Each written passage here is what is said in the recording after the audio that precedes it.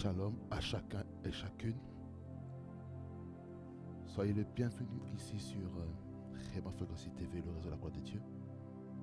Soyez les bienvenus ici sur notre plateau où Dieu va nous parler. Pour ce faire, nous allons remettre ce temps entre les mains du Seigneur afin qu'il puisse nous conduire, nous parler comme lui il veut, selon sa souveraineté et sa majesté. Nous prions. Seigneur Dieu Tout-Puissant, je te remercie, je te loue Seigneur parce que tu es Dieu, ton règne n'a point de fin. Merci toi le Dieu des esprits des prophètes, toi qui parles en tout temps et en toutes circonstances. Je te célèbre parce que tu es Dieu et ton règne n'a point de fin. Comment ne pas te louer, comment ne pas te bénir, toi le roi de gloire. Je prie ô Dieu que ce moment soit onctionnel, que ce moment soit puissant pour ta seule et unique gloire. Au nom puissant de Jésus, que le Saint-Esprit dirige ce moment pour ta seule et unique gloire. Louange à toi Seigneur Jésus, toi le guide parfait. Au nom de Jésus, Amen.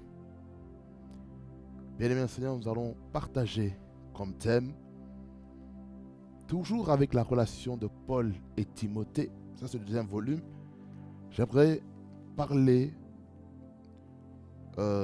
comme sous-thème le progrès de la relation et l'importance de la délégation. Le progrès de la relation et l'importance de la délégation. En tout cas, on va lire certains textes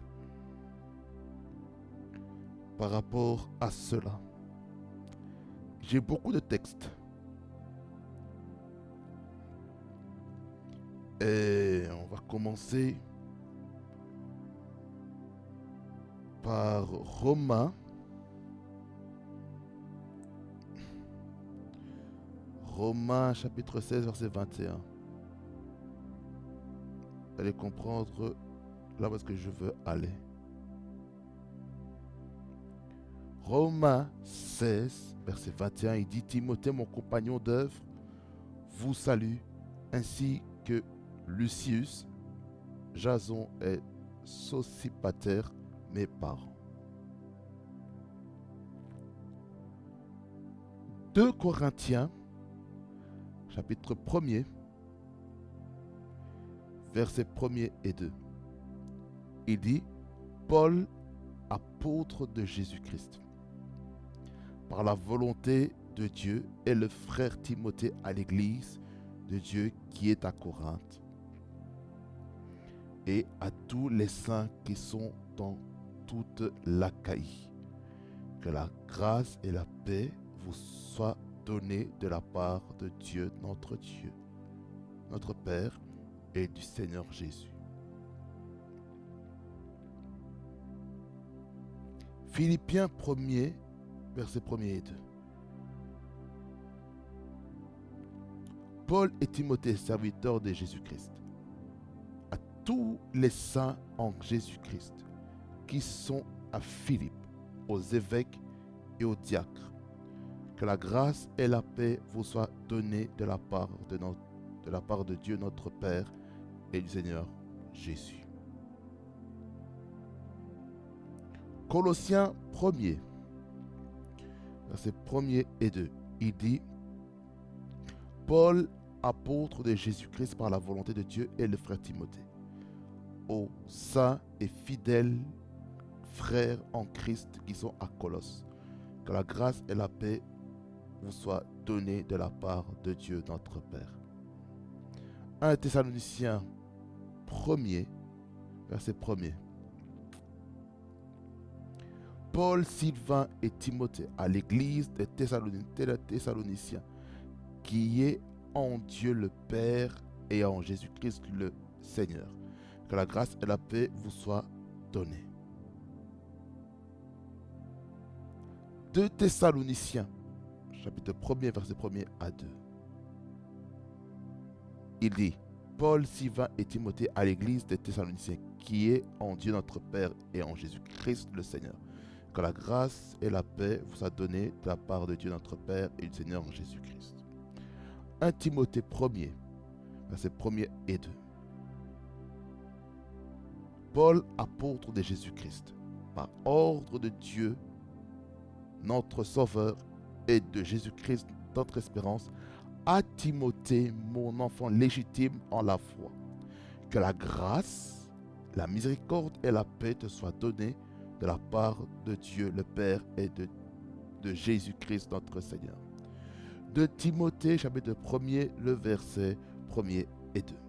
Il dit, Paul, apôtre de Jésus-Christ, par la volonté de Dieu, pour annoncer la promesse de la vie qui est en Jésus-Christ. À Timothée, mon enfant bien-aimé, que la grâce, la miséricorde et la paix te soient données de la part de Dieu le Père et de Jésus-Christ notre Seigneur. Philémon 1er, verset 1er à 3. Qu'est-ce qu'il nous dit? Paul, prisonnier de Jésus-Christ, et le frère Timothée à Philémon, notre bien-aimé et notre compagnon d'œuvre, à la sœur Aphia, à Archippe, notre compagnon de combat, et à l'église qui est en ta maison. Que la grâce et la paix vous soient données de la part de Dieu notre Père et du Seigneur Jésus-Christ. Bien-aimés dans le Seigneur, nous allons parler maintenant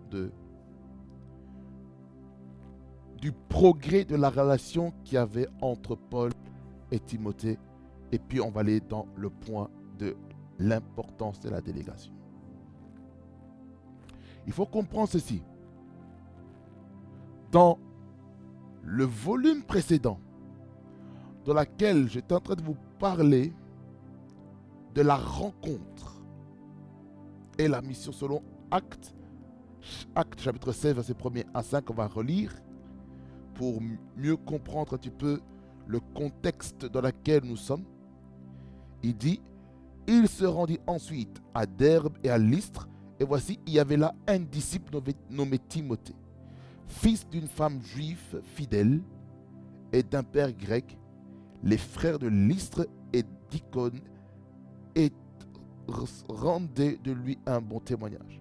Paul voulut l'emmener avec lui, et l'ayant pris, il le circoncit à cause des Juifs qui étaient dans ces lieux-là, car tous savaient que son père était grec.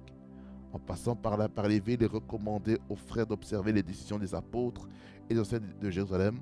Les églises se fortifiaient dans la foi et augmentaient en nombre de jour en jour. Donc, ici, qu'est-ce que nous pouvons voir là maintenant? Ce que nous pouvons voir, bien-aimés dans le Seigneur, c'est que le premier contact qu'il y a entre Timothée et l'apôtre Paul, c'est dans une dimension où Timothée est disciple. Et il a un bon témoignage par les chrétiens, les frères de Lystre et d'Icône, qui ont dit voilà ce que Timothée est une bonne personne. Est une bonne personne parce qu'il fait les choses pour la gloire de Dieu. Il y a des choses importantes que nous devons comprendre. Il faut qu'on puisse situer comment la relation s'est faite. Écoutez, comment cette relation s'est faite? Vous allez peut-être me demander, mais comment ça s'est fait? Je vais vous dire comment cette relation a été faite. La relation a été faite par le fait qu'il fallait absolument un renforcement de la relation entre Paul et Timothée. Le bon témoignage, mes seigneurs, est très important. Le bon témoignage nous permet de gagner en temps. Et c'est pour ça ici, dans Acte 16, verset 1er à 5. Mais on va se limiter à Acte 16, verset 1er et 2, qui nous dit, qui nous parle un peu du contexte de la rencontre. Et puis le verset 3, on voit la circoncision sur Timothée, parce que Timothée avait un père qui était grec. Et comme je disais dans le premier volet, premier volume, je disais qu'il y avait du métissage culturel et de l'éducation. Alors, la relation Paul et Timothée a commencé lorsque Timothée était disciple. Ça veut dire qu'il avait déjà grandi. Il avait une certaine croissance spirituelle dans les choses de Dieu. Et qu'est-ce qu'il faut? Il a fallu attendre que Timothée puisse rencontrer l'homme de sa destinée par rapport à sa vie spirituelle, qui est son père spirituel, qui est l'apôtre Paul. Et puis, ce qui se passe maintenant, l'apôtre Paul prend sous son aile Timothée dans ses voyages missionnaires. Voyez-vous? Vous allez peut-être me demander la question, mais pourquoi j'ai commencé à vous relater les salutations? C'est pour vous montrer un petit peu la transition, comment Timothée a transité de disciple dans la ville de Lystre et d'Icône, particulièrement la ville de Lystre, à fils bien-aimé dans le livre de 1 Timothée et de 2 Timothée. Donc, on va aller maintenant pas à pas. Allons-y. Acte 16. Le verset 1er. On commence maintenant le voyage. Il se rendit ensuite à Derbe et à Lystre, et voici, il avait là un disciple. Ça, c'est la première étape. Un disciple nommé Timothée, fils d'une femme juive et d'un père grec. Donc, la rencontre de Paul s'est faite dans une famille. Donc, on connaît d'où vient Timothée. On connaît son origine. On connaît ce que Timothée fait. Paul prend avec lui, au verset 3, pour commencer l'œuvre missionnaire. Ensuite, dans Actes 17, 14 à 15, qu'on a lu dans le premier volume, là, on parlait que Silas et Timothée, qui étaient le binôme qui s'était resté où ça? Ils étaient à Bérée. Ils s'étaient restés à Bérée, mais il fallait qu'ils rejoignent Paul à Athènes. Dans Acte 18, verset 5, ils étaient où? À Macédoine, pour proclamer la parole de Dieu, l'évangélisation, l'affermissement des âmes, l'enseignement pour affermir les âmes. Au verset 22, on nous dit ceci. Plutôt, Acte 19, 22. Je n'ai pas corrigé dans mes notes.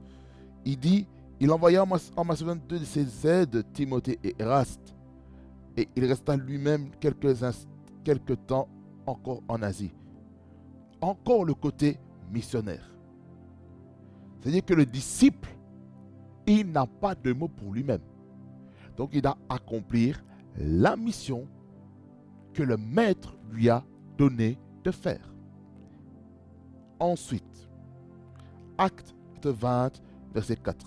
Qu'est-ce qui se passe? Il y avait pour la compagnie, il, c'est l'apôtre Paul, jusqu'en Asie, Sopater de Bérée, fils de Pyrrhus, Aristarque de et 2 de Thessalonique, Gaius et Derbe, Timothée, ainsi que Tychique et Trophime, originaire d'Asie. Donc ça, c'était une équipe missionnaire qui accompagnait qui? L'apôtre Paul. Pour aller où? En Grèce. Pour aller en Grèce. Vous voyez, ça je fais vite un rappel un petit peu du volume 1. Volume 2. Maintenant les salutations dans Romains 16, 21. Romains 16, 21. Qu'est-ce qu'il nous dit? Timothée, mon compagnon d'œuvre, vous salue, ainsi que Lucius, Jason et Sosipater, mes parents. Qu'est-ce que ça veut dire ici? Ça veut dire ici que on a progressé de disciples. Maintenant, on est arrivé au niveau où Timothée est devenu le compagnon d'œuvre. Ça veut dire qu'il fait partie de la force de travail pour le ministère. Vous voyez? Donc il était une force de travail, c'était un bosseur. Et cela a amené quelque chose de fort dans sa vie. Timothée, mon compagnon d'œuvre. Ça dit par là quoi que l'apôtre Paul faisait confiance. Il faisait confiance vraiment à Timothée parce qu'il était une source de joie pour le service. Voyez, la salutation de clôture du livre de Romains. Vous voyez, il salue. C'est pour dire quoi? Dans la relation entre Paul et Timothée, il y avait ce côté dans lequel Timothée aussi est en train d'apprendre aussi le modèle que l'apôtre Paul était en train de lui montrer. Timothée, virgule, mon compagnon d'œuvre, virgule, vous salue. Parce que là, à l'époque, ils écrivaient des lettres. Et là, c'est vraiment merveilleux. Comment Timothée transite des disciples à mon compagnon d'œuvre. Est-ce que votre père spirituel peut dire de vous que vous êtes son compagnon d'œuvre? Est-ce qu'il peut dire que vous travaillez avec lui? Donc, la relation père-fils spirituel demande aussi une collaboration dans les services. Est-ce que nous sommes prêts à collaborer avec notre père spirituel? Est-ce que nous sommes prêts? Je vous pose la question, est-ce que nous sommes prêts à collaborer avec nos pères spirituels? Sommes-nous prêts pour ça? Certains vont dire oui, certains vont dire non. C'est une question que chacun doit se poser. Mon but, ce n'est pas de vous convaincre. C'est le Saint-Esprit qui convainc de toutes les manières. Dans Romains 16, 21, on dit Timothée qui est mon compagnon d'œuvre. Ce sont des qualitatifs que l'apôtre Paul donne de Timothée.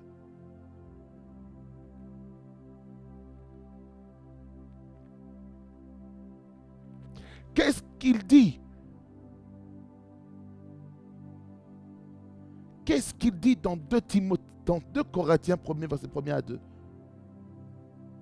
dans la Bible? Là, je parcours le côté relationnel.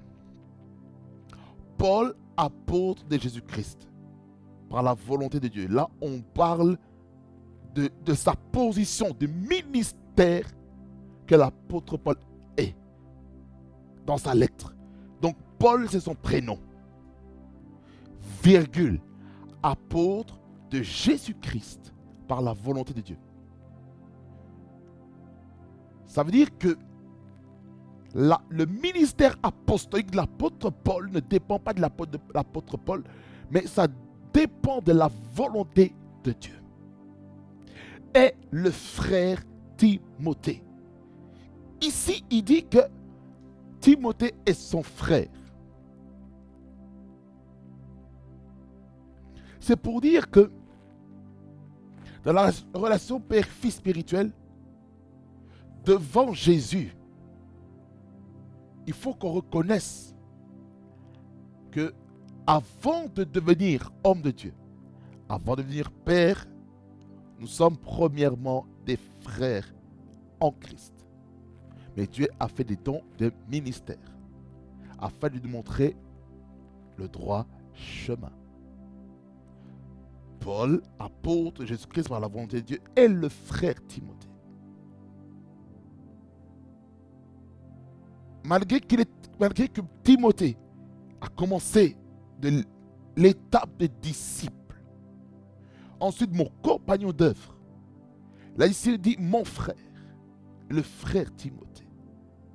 Ça veut dire par là quoi Timothée n'était pas encore ordonné pasteur. Il n'a pas encore été ordonné docteur. Il n'a pas encore été ordonné évangéliste, prophète ou apôtre. Non. C'est pour dire ceci. Pour nous, les fils spirituels, surtout de notre génération, ne courons pas après les titres. Ne courons pas après la position. Parce que pendant que je lis ça, là je suis en train de méditer ça en même temps pour dire que la titromanie dans la relation père-fils spirituelle est dangereuse. Tu sais, tu as l'appel. Oui, je n'en disconviens pas. Mais mon bien-aimé, ne sois pas gourmand par rapport au titre. Ne sois pas gourmand par rapport à la fonction pastorale, la fonction apostolique, la fonction prophétique, la fonction évangélique, la fonction doctorale, la fonction épiscopale. Parce que cette tâche-là, si tu n'es pas appelé à ça, tu vas craquer. Tu risques d'abandonner facilement l'œuvre, d'abandonner le ministère. Pourquoi? Parce que tu n'as pas été appelé à ces choses. Parfois, on peut avoir l'appel, mais on précipite son temps parce qu'on se dit, oh non, on me bloque ici, je vais aller quelque part d'autre. Mon bien-aimé, Dieu prend son temps dans la formation. De la même manière que Dieu a pris le temps de former Moïse pour devenir le leader d'Israël, le libérateur d'Israël, Dieu a dû le préparer pendant 40 ans, selon les théologiens. Lorsqu'il a tué cet Égyptien qui oppressait son frère israélite,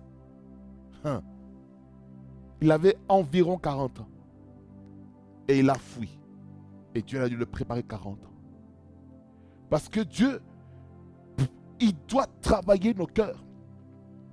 S'il voit qu'en toi tu es impulsif, Dieu doit d'abord tuer ton côté impulsif. Si tu es colérique, Dieu doit tuer ce caractère colérique. Si toi, ta faiblesse, c'est les femmes, Dieu doit tuer cette faiblesse-là.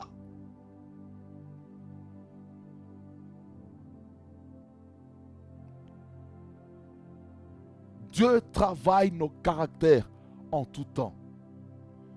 Donc il ne faut pas dire, oh non, badati, patata, je n'ai pas besoin de formation. Écoutez-moi bien, dans le ministère, on a tous besoin de formation. Ministère ou le service. Parce qu'on est beaucoup habitué par le mot ministère. Mais la définition, parmi les synonymes de ministère, c'est le service. C'est pour ça qu'on nous appelle des serviteurs de Dieu. Parce que nous sommes en service pour le Seigneur, pour Dieu. On parle de ministère parce que nous sommes des ministres. Un ministre, c'est celui qui occupe une fonction dans un département. Par exemple, celui qui est dans le département de musique, on va appeler ces personnes les ministres de la musique. Si quelqu'un se trouve au niveau des médias, on va dire que cette personne est un ministre au niveau, un ministre des médias. Si quelqu'un est dans la sécurité, dans le protocole, on va dire celui-là, c'est un ministre de la sécurité. Une personne qui accueille les gens, cette personne-là est dans le ministère ou dans le ministère d'accueil ou dans le service d'accueil. L'accueil des personnes dans le sanctuaire comme l'accueil des nouvelles personnes qui viennent à l'église. Il ne faut pas être gourmand par rapport au titre, parce que le titre va vous tuer. Faites attention de ne pas rechercher absolument les titres. Ça va vous tuer. Faites attention. Il faut que Dieu soit avec vous pendant que vous faites le service. Il ne faut pas laisser le titre venir vers vous et vous tuer à petit feu. Faites attention. Parce que si vous faites ça, vous allez mettre en péril votre ministère et votre appel.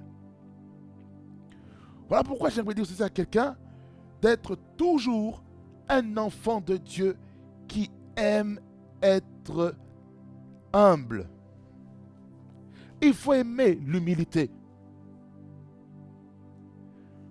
Écoutez-moi bien. Celui qui n'aime pas l'humilité aura des sérieux problèmes.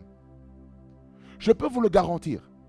Parce que lorsqu'une personne n'accepte pas l'humilité dans le service, dans les choses de Dieu, il va court-circuiter sa vie. Ça, ici dans le texte, il dit ceci.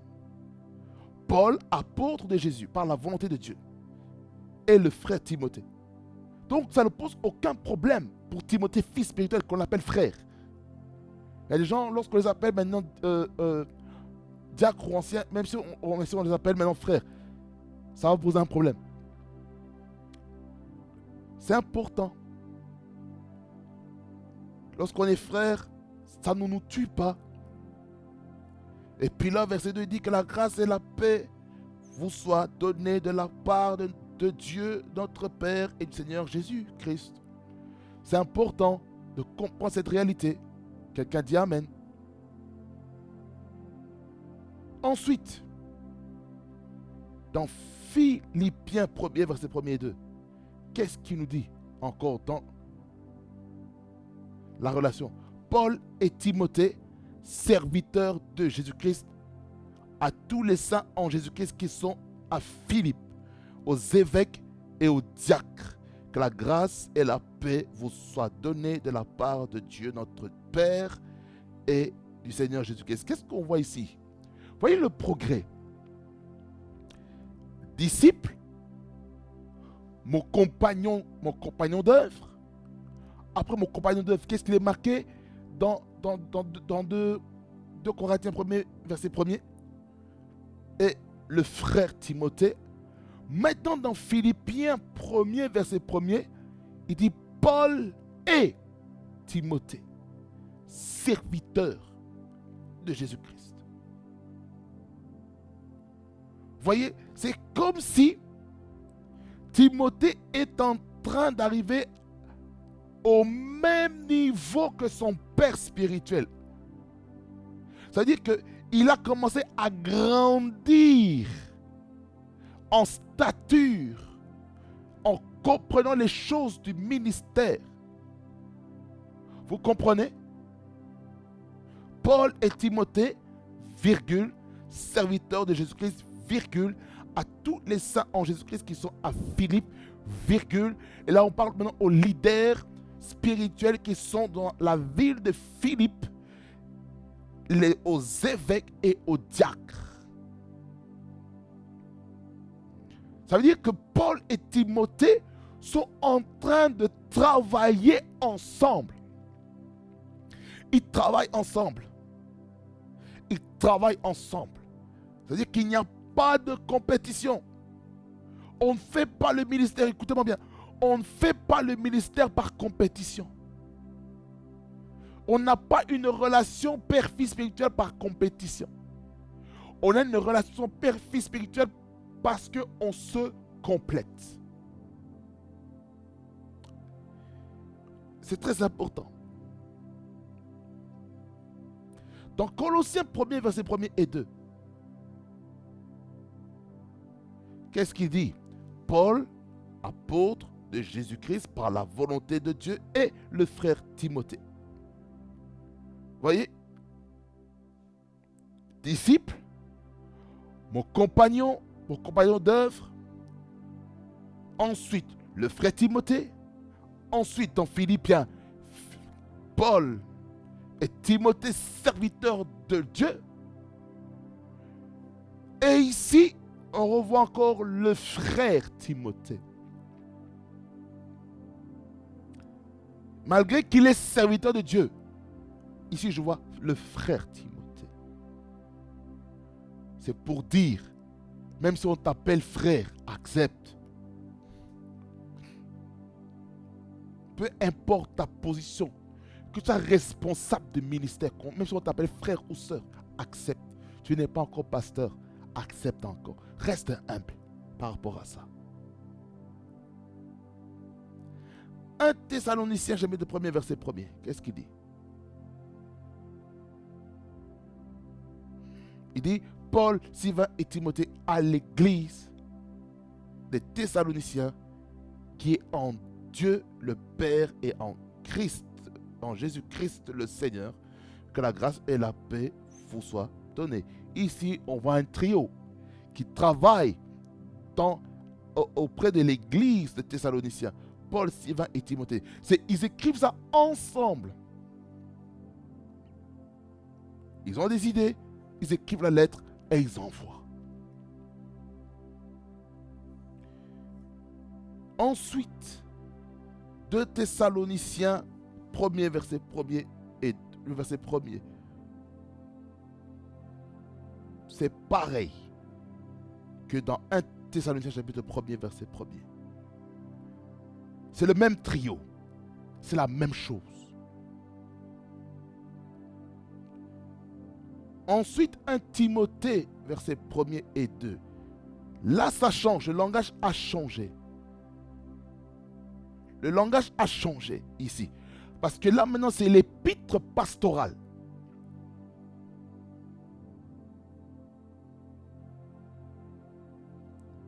Parce que les autres épîtres, c'est des épîtres qui étaient dirigés aux églises. Maintenant, ce sont des épîtres qui sont adressés maintenant aux leaders d'église. Il dit ceci. Paul, virgule, apôtre de Jésus-Christ, virgule, par ordre de Dieu notre Sauveur et de Jésus-Christ notre espérance. On comprend ici, en restant là, que Paul fait le ministère pas pour lui-même, mais il est conduit par Jésus-Christ, il est conduit par le Seigneur. C'est-à-dire que le ministère n'est pas une chose qu'on fait dans la chair, dans les émotions. Ça se fait spirituellement. C'est ce que nous devons comprendre. Bien, il faut comprendre ça. C'est pas compliqué. Là, je sens l'onction de l'enseignement. Là, c'est l'onction de l'enseignement. Il faut qu'on comprenne ça. Il faut qu'on comprenne ça.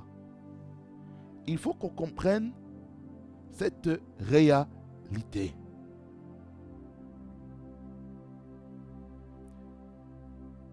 Verset 2. À Timothée, mon enfant légitime en la foi. Stop.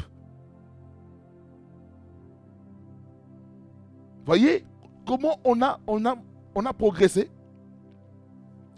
Disciple, mon compagnon d'œuvre, après mon compagnon d'œuvre, le frère Timothée, après le frère Timothée, Paul et Timothée, serviteurs de Dieu.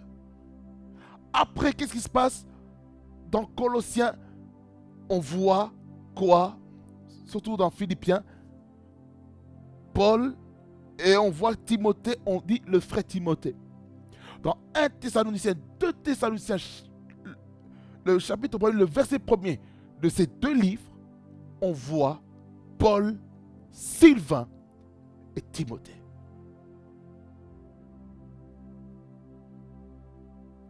On annonce leur nom.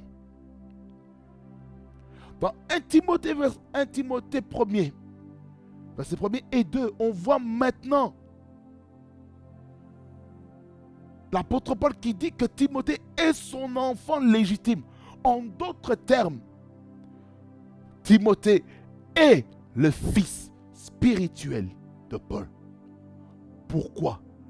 Parce que on n'est pas fils spirituel comme ça rapidement. Non, il y a un processus. Il faut commencer quelque part. Il faut commencer d'abord à recevoir les enseignements de ton père spirituel. C'est-à-dire, tu dois embrasser sa doctrine. Sa doctrine qui est dirigée par le Saint-Esprit. Ça veut dire qu'il faut que la doctrine que ton père spirituel t'enseigne soit en accord avec ce qui est écrit dans les Saintes Écritures, bien sûr. Ça veut dire qu'il faut une bonne interprétation de la parole de Dieu. À Timothée, mon enfant légitime, en la foi. Ça veut dire par la foi que Paul, l'apôtre Paul, a engendré spirituellement Timothée. Il l'a engendré. Il l'a engendré. Il l'a engendré.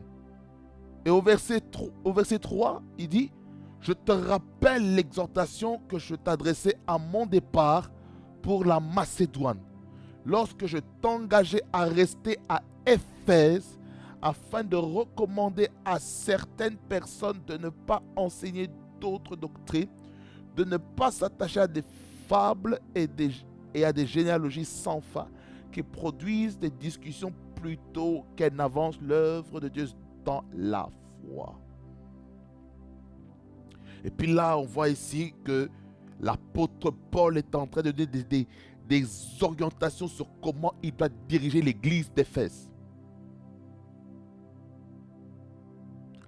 Ça veut dire que l'apôtre Paul est le pasteur principal de l'église d'Éphèse. En prenant cela, et en prenant le texte des Éphésiens, je comprends mieux maintenant le lien.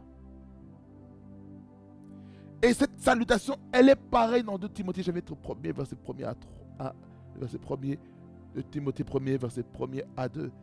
Paul, apôtre de Jésus-Christ par la volonté de Dieu, pour annoncer la promesse de la vie qui est en Jésus-Christ, à Timothée, mon enfant bien-aimé, que la grâce et la miséricorde et la paix te soient données de la part de Dieu le Père et de Jésus-Christ notre Seigneur. Il en est pareil, bien-aimé Seigneur, pour dans Philémon. Philémon, d'abord, avant d'aller de Philémon, je vais aussi toucher Tite. Je vais toucher Tite aussi, si je trouve quelque chose. Voilà, Tite, chef de premier, verset 1er à 4. Il dit, Paul, serviteur de Dieu et apôtre de Jésus-Christ, pour la foi des élus de Dieu et la connaissance de la vérité, qui est selon la piété, lequel repose sur l'espérance de la vie éternelle, promise avant tous les siècles par le Dieu qui ne ment point et qui a manifesté sa parole en son temps par la prédication qui m'a été confiée d'après l'ordre de Dieu, notre Sauveur, à titre mon enfant légitime en notre commune foi Que la grâce et la paix te soient données de la part de Dieu, le Père, et de Jésus-Christ, notre Sauveur. Ici, c'est encore un autre fils que Dieu a donné à l'apôtre Paul. C'est Tite. Je prends les deux en même temps pour vous faire comprendre de la relation père-fils spirituel. C'est important. Quand on dit que tu es mon fils, tu es ma fille, ça veut dire que cette personne est un enfant légitime spirituellement dans la foi pour le Père spirituel. Ensuite, Philémon, je vais m'arrêter ici par rapport aux salutations. Et au prochain numéro, je vous parlerai de l'importance de la délégation et pourquoi il faut déléguer. Philémon. Philémon 1er, le verset 1er. Il dit, Paul, prisonnier de Jésus-Christ, et le frère Timothée, à Philémon, notre bien-aimé, et à notre compagnon d'œuvre. Verset 2, je vais aller jusqu'au verset 3. À la sœur Aphia, à Archip, notre compagnon de combat, et à l'église qui est dans ta maison, que la grâce et la paix vous soient données de la part de Dieu notre Père et du Seigneur Jésus-Christ. Je m'arrête là. Parce que dans la structure de mon message que je vous donne aujourd'hui, j'ai parlé de la progression de la relation entre l'apôtre Paul et Timothée. J'ai parlé deuxièmement des salutations généraux qui sont faites dans les différentes épîtres, dans laquelle il y avait aussi le mot de Timothée. Et en bonus, je vous ai donné aussi la relation avec Tite. Mais ça, je vais encore affiner cela par rapport à la relation entre l'apôtre Paul et Tite. Parce que c'est très important de comprendre. En fait, ces 3 points que je viens de vous dire veulent nous dire quoi en fait? Quand je parle des salutations, ça veut dire ceci, que nous devons absolument avoir une relation avec son Père spirituel dans la foi. Il faut qu'on ait cette relation. Parce que si on n'a pas de relation, comment allons-nous avancer? C'est pratiquement impossible. Voilà pourquoi un enfant de Dieu a besoin d'avoir un père, d'avoir une relation avec son père spirituel. Il doit sonner de temps en temps pour garder la connexion. Tu dois te connecter avec ton père spirituel. C'est quelque chose d'important.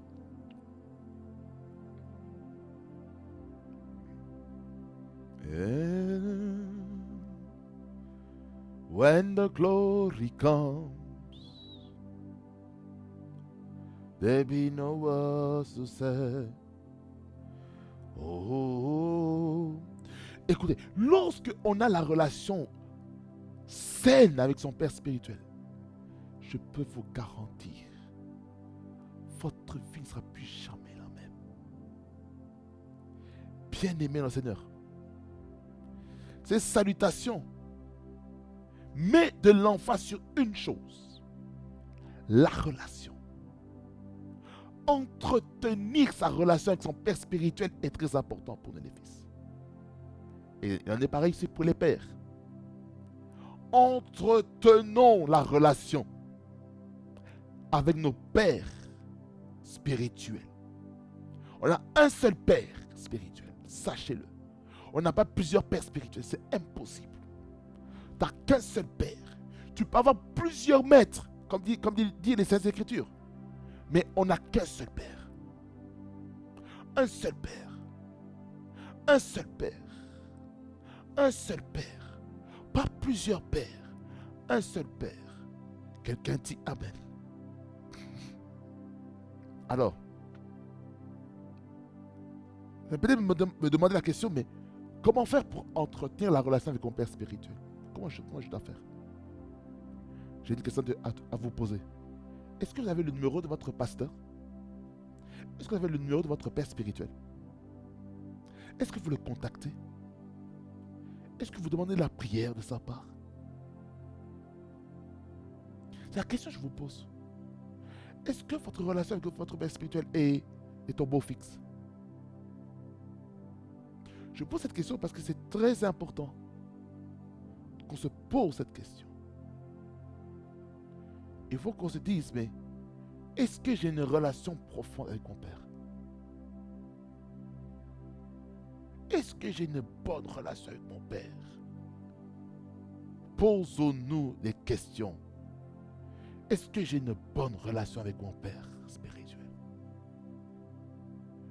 Est-ce que je le contacte régulièrement? Est-ce que je le déstresse?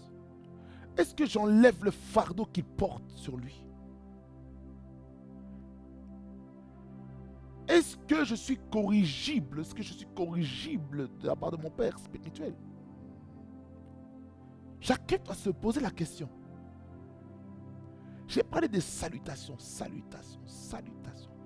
veut dire par alors quoi? Il y a des moments aussi. Il ne faut pas seulement attendre que le père spirituel puisse t'appeler. Envoie-lui un message. Afin de savoir comment il va.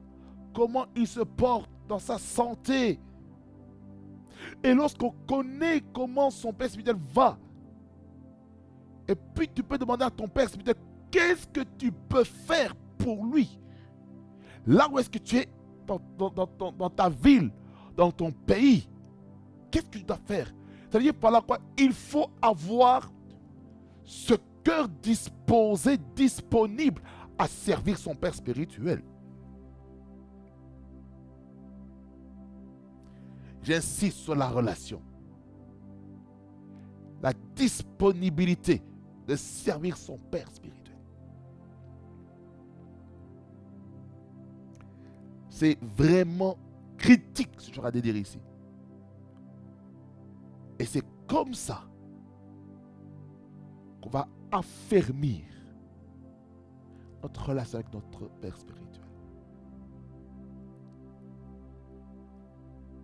C'est important.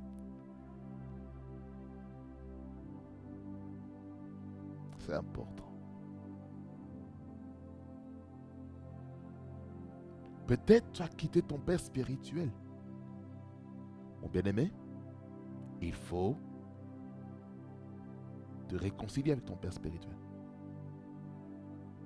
Non seulement ça, tu dois aussi prier afin de savoir vers qui Dieu t'envoie. Tu dois prier assez longtemps. S'il faut que tu pries 1 heure, juste ce sujet de prière, par rapport au fait que Dieu puisse te montrer qui est ton père spirituel. Passe le temps de la prière. Tu pries, et tu laisses Dieu te parler. Laisse Dieu te parler. Laisse Dieu te parler. Lorsque tu pries, laisse Dieu te parler afin qu'il te conduise auprès de ton Père spirituel. Peut-être dans l'assemblée locale où est-ce que tu as été abusé. Je n'arrive pas à comprendre. Seigneur Jésus, qu'est-ce qui se passe? Pourquoi, Seigneur, tu mets dans mon cœur cette histoire des abus dans l'église. Parce qu'il y a des personnes derrière votre écran qui se te posent la question. Et si j'ai une mauvaise relation avec mon père spirituel parce que lui m'a blessé, qu'est-ce que je fais? La réponse pour toi, prie pour lui. Je sais que tu as mal au cœur à cause de lui. Je sais que tu as mal au cœur. Alors, j'aimerais te dire, prie pour lui. Libère-le de ton cœur. Ne garde pas les frustrations, l'amertume de ton père spirituel, du père spirituel. Libère-toi. C'est important. Tu ne peux pas garder l'amertume longtemps. Tu ne peux pas garder l'amertume longtemps, mon bien-aimé. J'insiste dessus. Tu ne peux pas garder l'amertume longtemps dans ton cœur.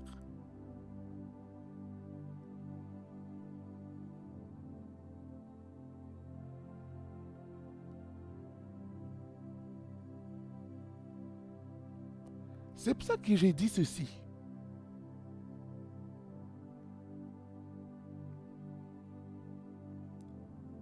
Lorsque vous a abusé de vous dans une église, priez le Seigneur. Ça, c'est la première étape. Parce que je vais vous dire pourquoi. Je dis d'abord, allez voir Dieu en premier. Le Dieu qui l'a appelé. Parce que par votre prière, Dieu va parler à son serviteur, celui qui vous a abusé, afin qu'il puisse corriger sa vie, afin qu'il puisse changer. C'est très important. C'est très important.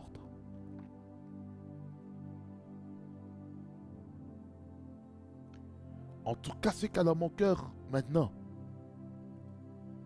c'est la restauration de la relation avec les pères spirituels. Plusieurs, leur relation avec leur père spirituel, c'est gâté, c'est complètement déchiqueté. À cause des blessures intérieures. Ces derniers temps, j'ai un fardeau. Je ne sais pas pourquoi, mais j'ai un fardeau dans mon cœur. Quand je parle de cette thématique de la relation père-fils spirituel et ses réalités, le diable, oh Jésus, le diable est méchant. Hein? Écoutez, le diable est méchant. Le diable est méchant.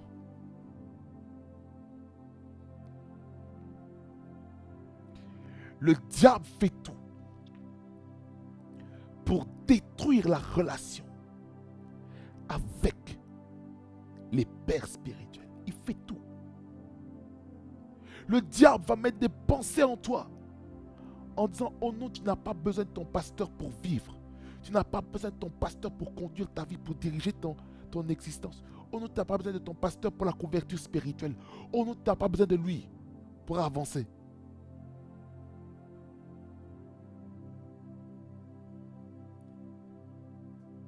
Oh non, tu es comme lui. Oh non, tu es égal à lui. Oh non, tu es supérieur que lui. Oh non, tu es plus loin que ton père.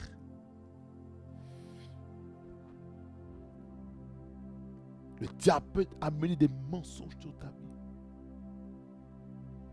Le diable peut te pousser à manifester l'orgueil auprès de ton père spirituel. Le diable va te faire voir comme si tu connais mieux que ton père spirituel. Le diable va te faire voir de toutes les couleurs. Il va te dire, voilà, regarde,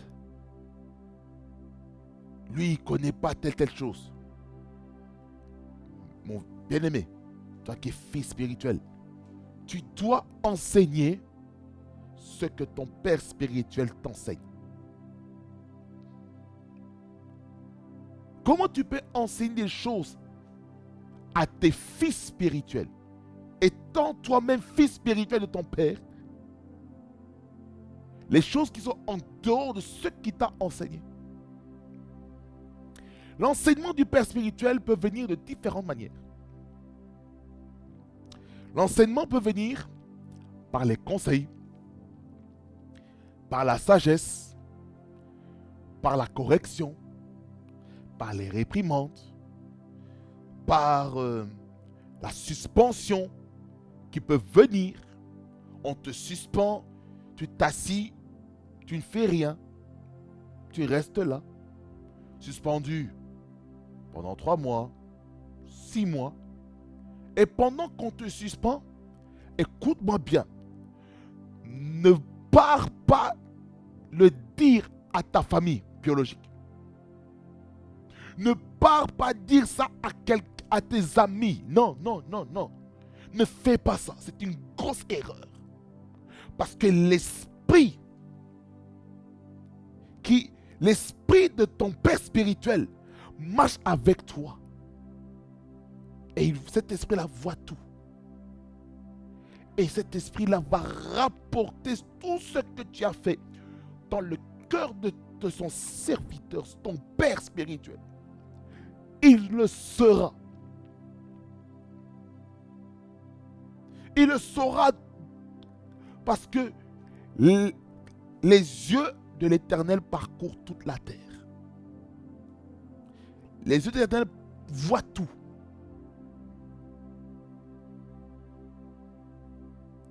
Raison pour laquelle il est très important d'avoir une bonne relation avec son père spirituel, de guérir des blessures intérieures vis-à-vis de la relation avec le père spirituel, avec les pères, et que les fils aient maintenant la facilité maintenant de s'ouvrir auprès de leur père afin de dire ce qui se passe. Si tu n'es pas en mesure de parler avec ton père spirituel, mais parle avec celui dont ton père spirituel a délégué la charge du troupeau, un pasteur assistant, va le voir. Tu parles, il dit voilà, il y a ça qui se passe. Amen. Que le Seigneur nous aide à avoir une relation saine avec ses parents spirituels. Que le Seigneur nous aide, nous les fils, à être des fils bien-aimés. Que le Saint-Esprit nous aide à être des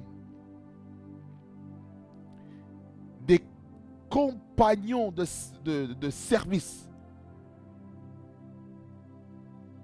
pour leur Père spirituel. Que Dieu fasse de nous des disciples de notre Père. Que Dieu fasse de nous des frères, des bons frères dans lesquels on a un bon témoignage, comme cela a été fait dans la ville de d'Istre et d'Icône. De Lystre plutôt.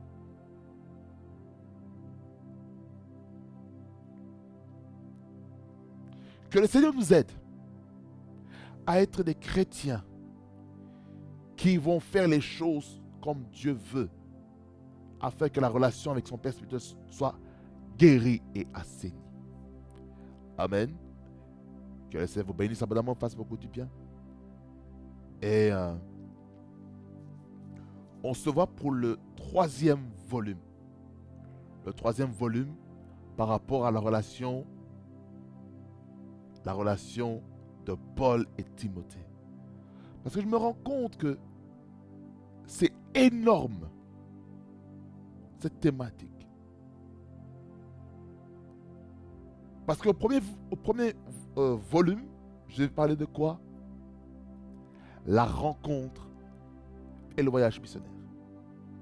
Dans ce second volume, nous voyons la progression de la relation entre Paul et Timothée, Deuxièmement, ce sont les salutations. Les salutations aux églises, dans laquelle l'apôtre Paul inclut Timothée. Et troisièmement, on a vu aussi en bonus une partie de la relation entre l'apôtre Paul et Tite. Ça, c'était un bonus. Alors, la prochaine fois qu'on se voit, nous allons parler des autres points. Nous allons parler de l'importance de la délégation du Père spirituel envers son Fils spirituel. Deuxièmement, nous allons parler de l'importance de rendre des comptes de la mission. Parce que ces deux points sont très importants dans la relation entre les pères et les fils spirituels. C'est important. Parce que je ne peux pas tout dire maintenant. Sinon, ça va faire trop.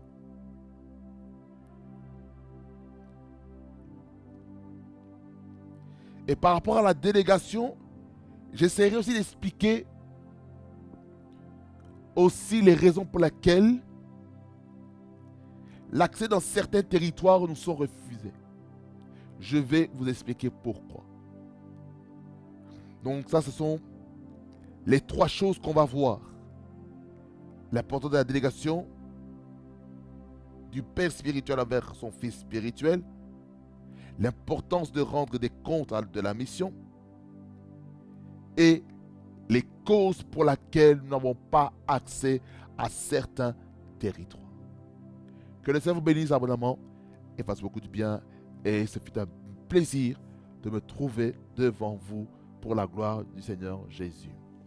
Seigneur, merci pour ce moment de la parole que nous avons eu, Seigneur. Je te rends grâce parce que l'onction de l'enseignement était présente. L'onction de l'enseignement. Seigneur, lorsque l'onction de l'enseignement vient, c'est pour parler à nos cerveaux, afin de nous pousser à la réflexion. Je te rends grâce, Seigneur, parce que tu es digne de gloire, de puissance et de référence. Seigneur, je prie que ton peuple soit affermi dans ta parole, dans la doctrine, au nom puissant de Jésus. Que les puissances des ténèbres soient vaincues par la puissance du nom de Jésus. Seigneur Jésus-Christ, règne en maître dans la vie de chacun et de chacune. Et que tu nous aides, Seigneur, à restaurer notre relation avec nos pères spirituels. Je prie pour la guérison des relations entre les pères et les fils. Car tu dis dans Jésus-Christ, dans ta parole, dans les derniers jours, dit Dieu, je ramènerai les cœurs des pères envers leurs enfants et les cœurs des enfants envers leurs pères. Seigneur, je prie que là où est-ce qu'il y avait des relations qui étaient rompues et que c'était irréparable aux yeux des hommes, je prie pour la restauration de ces relations. Il y a certaines relations, Seigneur, que tu brises toi-même, afin que tu puisses rétablir une nouvelle relation avec une nouvelle autorité spirituelle, afin d'entrer dans une nouvelle phase et une nouvelle dimension. Seigneur, merci parce que tu es Dieu dont il n'y a pas de fin. Au nom de Jésus, que j'ai ainsi prié. Amen. Soyez bénis au nom de Jésus-Christ parce que nous sommes ensemble en Jésus-Christ. Et je sais qu'une chose que Dieu nous a fait, ils font beaucoup de bien. Dans cette heure que Dieu nous a donnée. Et je sais que Dieu a bouleversé les cœurs et les vies de plusieurs. Alors, restaurons la relation avec nos parents spirituels. Et si la relation avec les parents spirituels est au beau fixe, que la qualité continue encore de s'améliorer encore plus et qu'on soit des enfants de Dieu des fils spirituels qui vont honorer nos pères spirituels, qui vont prendre aussi des nouvelles de nos parents, afin que nous puissions bénéficier de la bénédiction qui est rattachée à leur vie et à leur ministère. Amen. Rhema Frequency TV, le réseau de la gloire de Dieu dans la sensibilité spirituelle. Soyez bénis au nom de Jésus-Christ, notre Seigneur. Et on reste connecté pour notre prochain numéro, toujours de la même thématique. Soyez bénis au nom de Jésus-Christ.